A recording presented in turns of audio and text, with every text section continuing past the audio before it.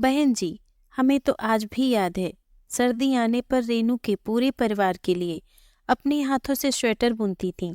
ऐसा नहीं है कि हम ही करते थे, हमारी माँ ने भी हमारे ससुराल वालों के लिए सब कुछ किया है। आजकल देखो, बस बेटी के लिए गर्म कपड़े बुनकर माँ भेज देती हैं। ज़्यादा से ज़्यादा कभी कभी दामाद के लिए भी भेज देती हैं। पर अब कौन पूरे परिवार के बारे में सोचता है। बस बेटी दामाद से मतलब रखते हैं। उनका बस चले तो दामाद को घर जमाई बनाकर रख लें। वो तो हमारे बेटे की बात अलग है कि वो अपने माँ बाप को छोड़कर कभी नहीं जाएगा। कल्याणी जी अपनी ननद कुसुम से कह रही थीं। कुसुम जी कल्याणी जी की बहू नैना की तरफ इशारा करते हुए बोली, सही कह रही है भाभी। आजकल की लड़कियां भी अपनी माँ को पहले से सिखा कर रखती हैं कि बस मेरे और मेरे पति के बारे में सोचना, परिवार वालों के बारे में सोचने की कोई ज़रूरत नहीं है। ऐसे भी हर किसी की माँ आप जैसी गोरी थोड़ी होती है जो ठंड में स्वेटर बुनकर बेटी के परिवार वालों को भेजेगी। तभी रेनू आकर बोली, बुआ जी आप सही कह रही हैं। मेरी जेठानी के घर से जब भी भाभी और जेठ जी के लिए ठंडी के कपड़े आते हैं तो मेरी सास मेरी ननद के लिए भिजवा देती है। मुझे तो आज तक नसीब ही नहीं हुआ। अब क्या किया जाए, अपनी अपनी किस्मत होती है। नैना चाय लेकर आई और बोली, दीदी परिवार में हर किसी के साथ मिल बांट कर रहना तो अच्छी बात है, पर क्या आपने अपनी जेठानी के मन को टटोला है कि उनकी माँ ने बड़े प्यार से उनके लिए कुछ भेजा हो और वो मन पर पत्थर रखकर उन्हें देना पड़ा हो। ये भी तो अच्छी बात नहीं है। क्योंकि दूसरी चीज की बात अलग है, पर माँ के हाथों से बना हुआ वो एक स्वेटर नहीं, माँ का प्यार होता है जिसे कभी कभी लड़की बांटना नहीं चाहती है। इतना कहकर नैना वहां से चली गई। कुसुम जी बोली, भाभी आपकी बहू तो ऐसे बोल रही है जैसे इसके घर से कितना कुछ आता है। रेनू बोली, अब रहने भी तो बुआ जी, भाभी के घर से तो हर चीज गिनकर आती है, इसलिए तो हम उनसे कभी उम्मीद भी नहीं करते हैं। क्यों माँ, मैं गलत कह रही हूँ? कल्याणी जी बोली, बहन जी अपना अपना नसीब होता है। किसी को समधी बड़े दिलवाले मिलते हैं और किसी को इतने कंजूस कि पूछो मत। इतना कहकर सब हंसने लगे। नैना के कानों में सारी बात जा रही थी। उसे सुनकर थोड़ा दुख जरूर हुआ, पर अब तो उसे आदत सी हो गई थी। कुछ रोज बाद एक कुरियर आया। रेनू के हाथों में वो पैकेट लगा तो रेनू अपनी माँ को आवाज लगाकर बोली, माँ देखो भाभी के घर से न जाने क्या आया है। कल्याणी जी बोली, खोलो तो इसे। रेनू बोली, माँ कहीं भाभी नाराज ना हो जाए। कल्याणी जी बोली, अरे खोलो, मैं कह रही हूँ। घर मेरा है तो यहाँ आने वाली हर चीज पर पहला अधिकार मेरा है। रेनू ने जब खोला तो उसकी आंखें चमक उठी। उसमें क्रोशिया से बना हुआ एक शॉल, एक बच्चे का स्वेटर और एक गहरे रंग का मर्दों का हाफ स्वेटर था, और उसमें एक चिट्ठी भी लिखी हुई थी। रेनू बोली, माँ ये शॉल कितना सुंदर है, पर मुझे पता है कि भाभी मुझे कभी नहीं देंगी। और ये स्वेटर देखो, भैया का तो रंग कितना गोरा है कि उन पर कोई भी रंग अच्छा लगेगा, पर ये आपके दामाद पर स्वेटर बहुत अच्छा लगेगा। फिर जैसे ही रेनू ने उस चिट्ठी को खोलने की कोशिश की, उधर से मुकेश बोला, रेनू ये तुम बहुत गलत कर रही हो। ये नैना की माँ की चिट्ठी है, फिर तुम क्यों खोल रही हो? और ये पैकेट उसके लिए आया है। किससे पूछकर तुमने इसे खोला? क्या तुम अपने व्यवहार भूल गई हो?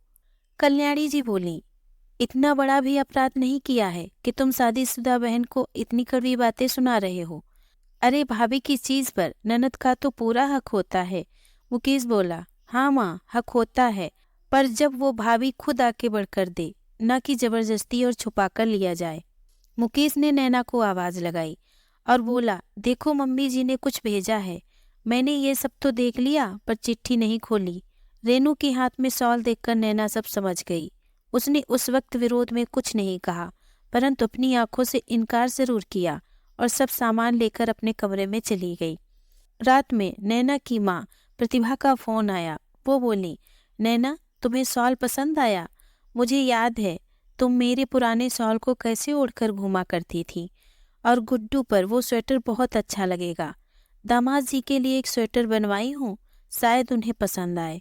तुम तो जानती हो मेरी तबीयत ठीक नहीं रहती, इसीलिए अब ये सब मुझसे नहीं हो पाता, तो मैंने किसी और को पैसे देकर तुम्हारे लिए सब बनवाया है।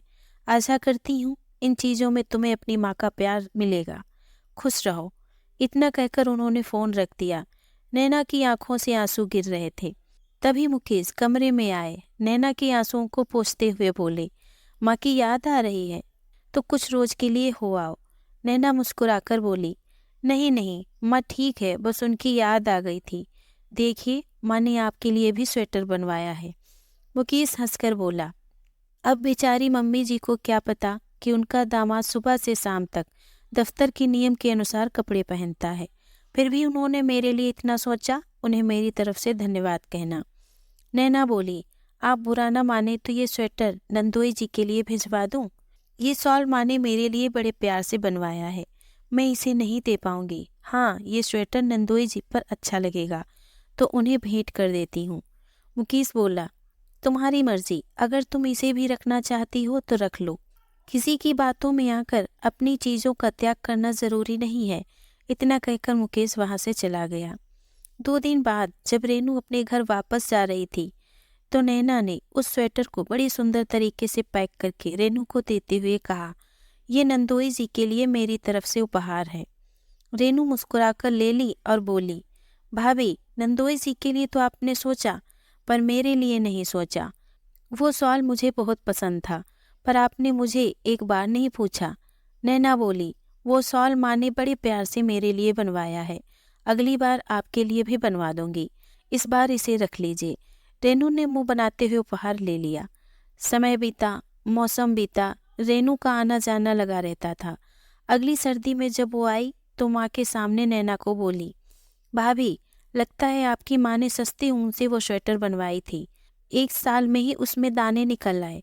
कल्याणी जी बोली, लगता है मन से नहीं बनवाई होंगी, और जब बहू ने देखा कि चीज़ अच्छी नहीं है तो तुम्हें उठाकर दे दी होगी।